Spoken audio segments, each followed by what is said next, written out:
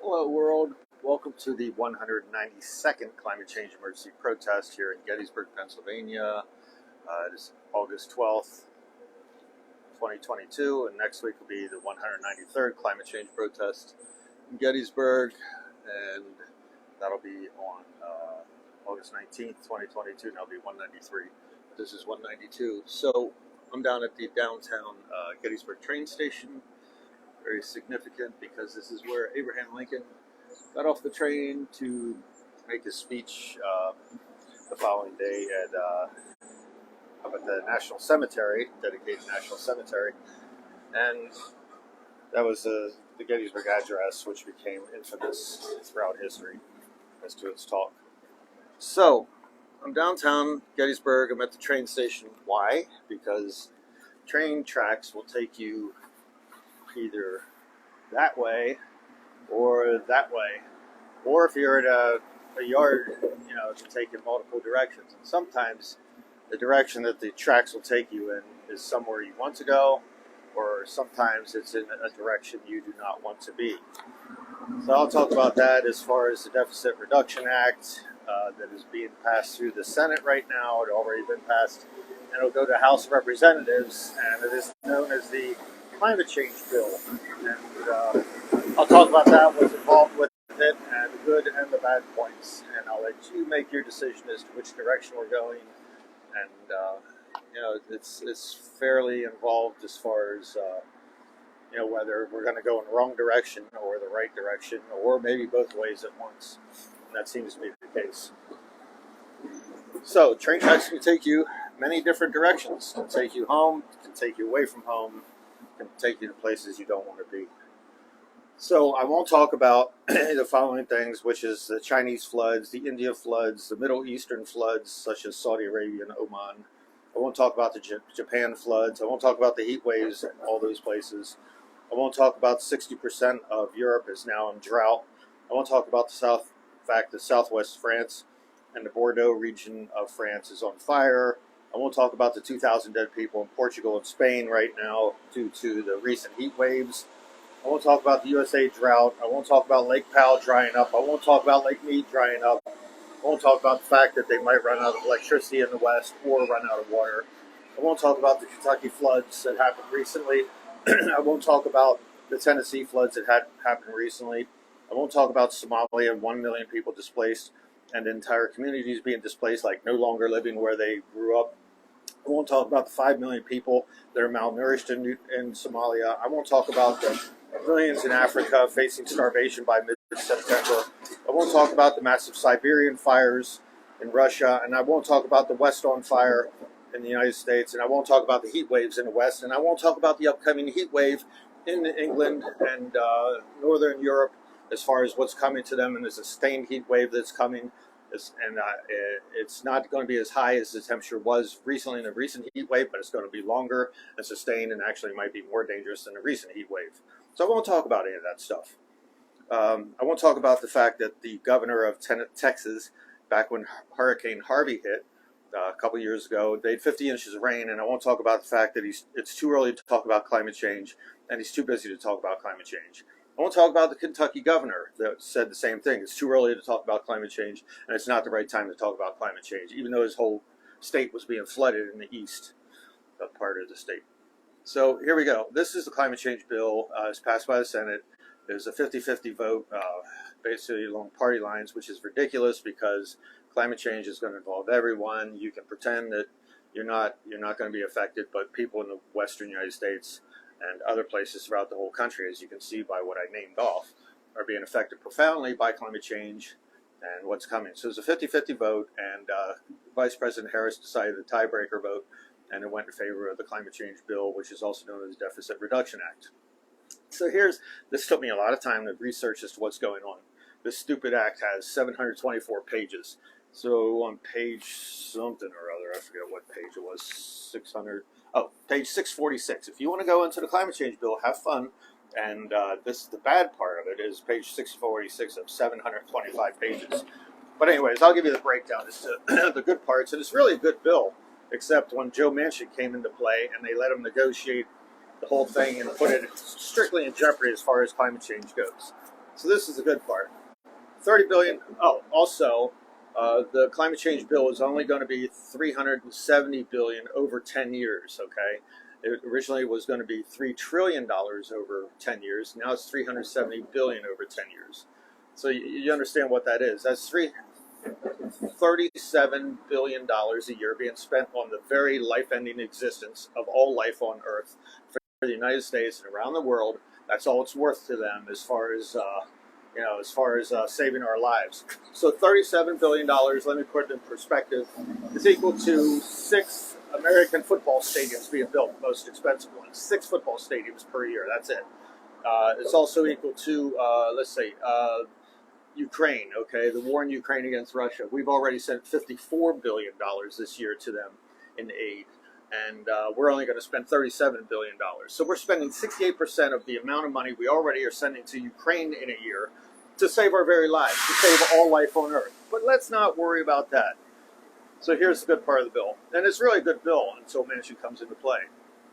$30 billion tax credit for wind, solar, and batteries. Okay, production and, getting that going. $500 million a year, for the whole bill. This is not per year. This is just for over 10 years. This is pitiful, but this is what they negotiated down to. The dumbing down, the insanity of it all. $30 billion to tax credit for wind, solar, and batteries. $500 million for heat pumps and critical minerals. Tax credits for electric vehicles, bikes. $60 billion for environmental justice, low-income communities and underserved communities. $27 billion for clean energy and loan fund. This is for over 10 years, okay? So don't get excited. $27 billion for clean energy and loan fund. Increase of onshore federal royalty fee from 12% to 16%, meaning they're going to charge more royalty fees. Royalty fee for all methane production, such as extraction involving stuff that goes to the market. Methane is natural gas, so when you turn on your little gas stoves, you're cooking the environment because methane is one of the most dangerous greenhouse gases out there. But it either ends up in methane in the atmosphere or carbon dioxide. But when it's initially produced, it's all methane. And it's for the royalty fee increase for... being assessed. They weren't even ever charging any fee. Extraction of methane for the market, also flared methane, and also vented methane. So an increase in minimum bids for onshore and onshore gas and oil leasing from $2 per acre to $10 per acre. So there's an increase in the minimum bid for oil and gas leasing. And to non-competitive leasing. Evidently, they allowed people to not even have to compete against each other for bids as far as leasing. Minimal corporate tax increase to 15%. Some billion-dollar companies are still paying 0% in U.S. taxes, and they're making billions of dollars in profit per year. So it's back up to 15%. It had been 27% up till 2017. As I said, some still pay 0% in taxes, whereas the average citizen in the United States is paying at least 21%, as much as 35%, I think it is. Okay, so now this is the sick and disgusting part of the bill. This is sinister. Joe Manchin proposed this, and it had to go through because they needed his vote to put this through. As I said, this is on page 646 of 725 pages of the bill. So dig this. This is ridiculous. This is now law. I'm going to move this phone away because we got highway traffic everywhere. So the Department of Interior must offer 2 million acres for oil and gas leases, or 50% nominated for oil and gas industry, whichever's less every year for 10 years. Okay, so the Department of Interior must put up 2 million acres a year for oil and gas leases. I did a calculation that's an area of 55 miles by 55 miles every year. Offshore, there's the same requirement. However, I've seen estimates as much as 60 million acres being put up per year. So that's ridiculous. It also involves Alaska leases for oil and gas production. 2 million acres, as I said, is 55 miles by 55 miles. Coal industry gets to keep their loopholes largely as long as they're pretending to do carbon sequester for their plants. It locks in and codifies leasing public lands for 10 years must be done before leasing of clean energy, such as wind and solar. So they have to lease off this land ahead of time for oil and gas production before they're even allowed to lease land for wind and solar production. Do you understand that?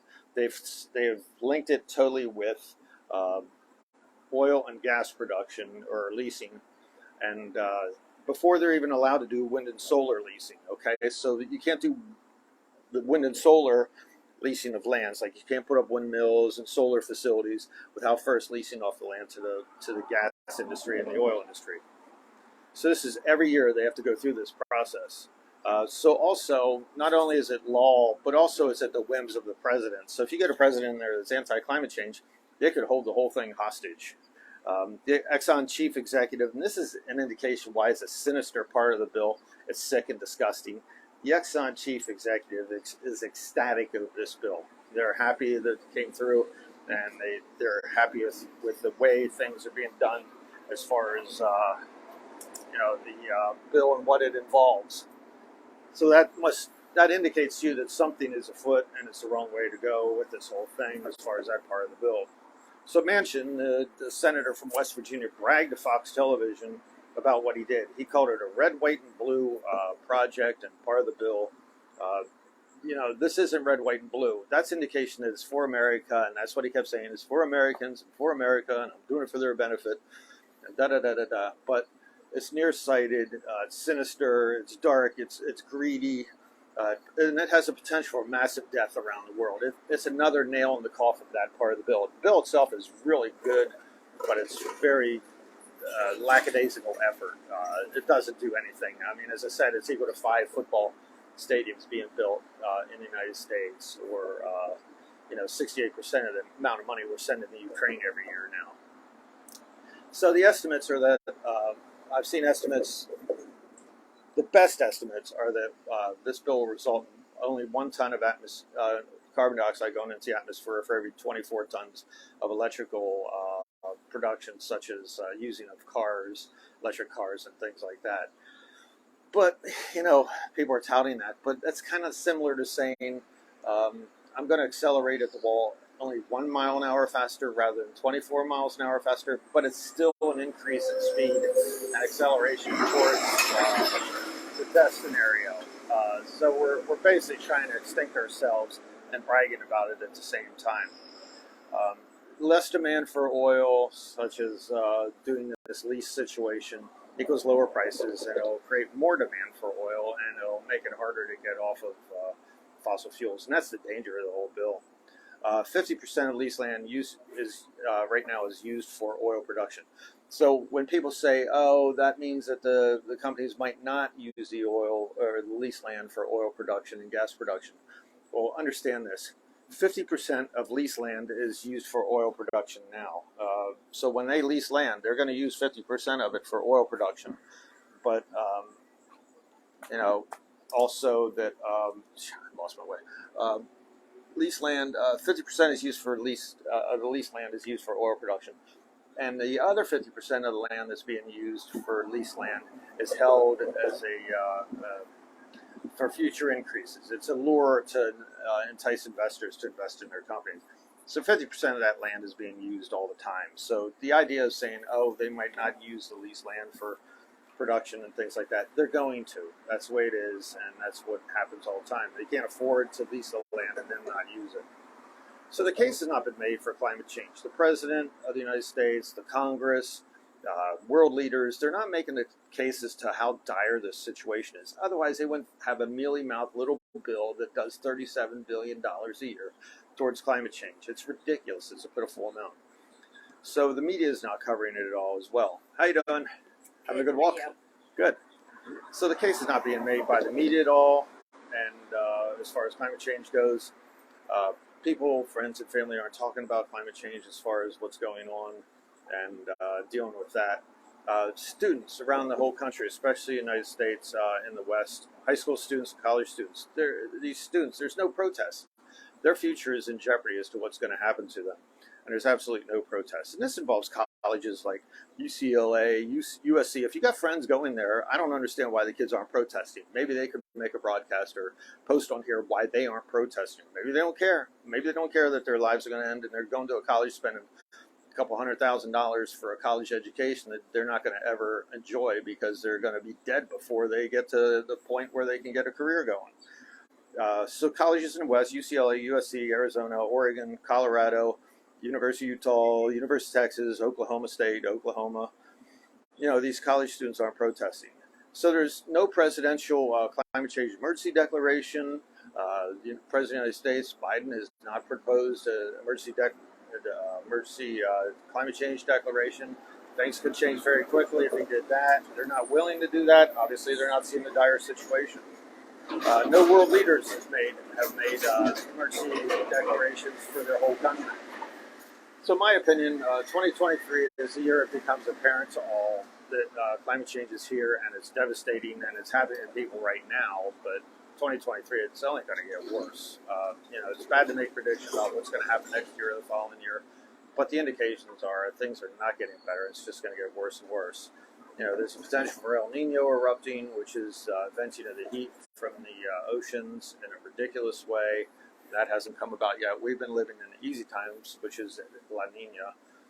Sunspots on the Earth are increasing, which means the sun is brightening right now until 2025. So that's the sunspot thing, which is an 11-year cycle. So are we going to suffer immensely? Why must we suffer immensely before anything's done? And even when people are suffering, they still don't do anything. The question is, why are we this stupid? How are we this stupid? The intellectual warnings have been given. These have become physical. The intellectual warnings now have become physical punishments being dealt on by Mother Earth. The fact is, it'll get much, much worse beyond any nightmare that you can imagine. You can look at the worst nightmare movie out there, and this is going to be much worse than that. This is going to be a living hellscape coming, and we sit by and say nothing and do nothing, or make it worse, such as the mansion part of the bill. So, insanity rules in a kingdom led by sadistic fools, as we hold on by fingernails and never saying a thing, even as we take our last breath. It's craziest what's happening. All these things, you can't connect the dots. People don't see it. It's happening on the news. And even though the news is not saying this is all climate change, and which it is, it's every bit of this is a result of climate change. No one's saying anything. No one goes, we need to do something right away. They just watch the news and go on their day and then make dinner or go outside or watch their next TV program. It's crazy as to what's happening. Many people have college educations, and what's the point of a college education if you're not going to use it and use your brain as far as going what's happening in the world? And not only doing an intellectual exercise, but actually getting out and doing protests. I should be just one of many, many broadcasts as to what's happening. So I'll catch you next week. That'll be number 193. That'll be on August 19th, 2022. And I'll see you then. How you doing?